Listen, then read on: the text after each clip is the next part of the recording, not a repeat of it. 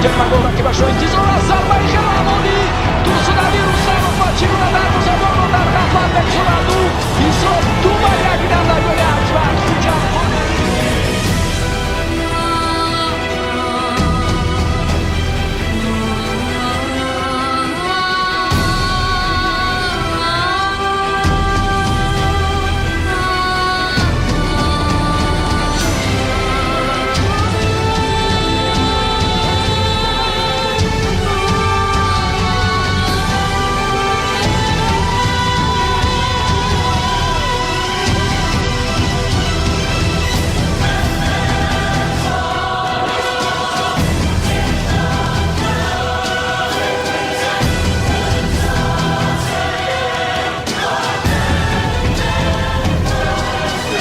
Отдать пас назад, чем потерять правильное решение за поворотом. Господи, что это такое вообще?